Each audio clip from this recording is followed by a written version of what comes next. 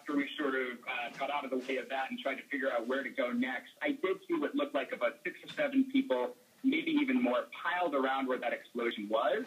And then I will say, separate of that, after we were able to get a good angle on the scene later, where I couldn't see the exact explosion point, but then I could see about 6 or 7 people. I don't know if they're the same people or different people, but they were being treated on stretchers by EMTs. And I assume the bomb squad and other law enforcement, they have basically cordoned off this whole area. We're showing our viewers these dramatic pictures of police and other law enforcement coming in. In the middle of all of this, we see some runners apparently trying to get away. Yeah, I'll tell you, the first thing of everyone, we didn't know if there was a 3rd explosion or a 4th explosion. I know after that 2nd explosion, a bunch of us just sort of got forced into a building, and there were some young women there who weren't sure if maybe the building was a danger and the building could explode. So people didn't know where to go in those sort of terrifying moments after those explosions.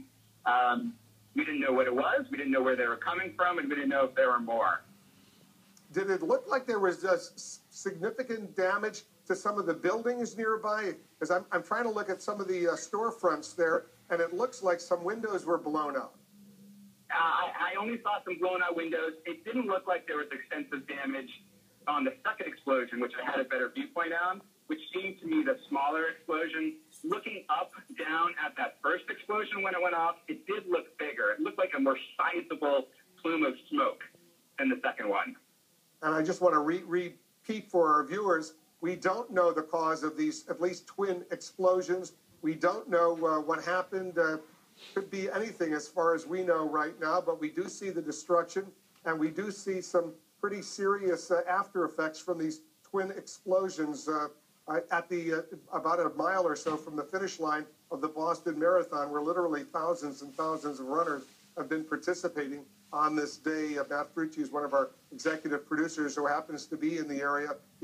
Matt, were you running, or you just happened to be watching? My brother is running the Boston Marathon, and he was about 45 minutes away from finishing. We were there to encourage on my brother.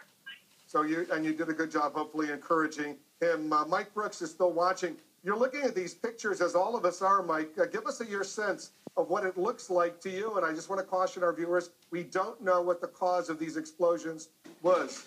No, you know, Wolf, I'm walking up and I'm looking at the large picture here in the studio, and it's hard to tell whether or not that is smoke, whether or not that is steam. You talk about possible infrastructure. Yeah, that's always a possibility, because in older cities like New York, Boston, Baltimore, Washington, they have now and then electrical bolts that will explode. But usually with that, you will have a good amount of fire. So if I'm there and I'm an investigator and I'm talking to witnesses, I'm going to ask them, what did you see? What did you hear? What did you smell? All these kind of things. And, so, I mean, that's all important in the early stages of an investigation like this, especially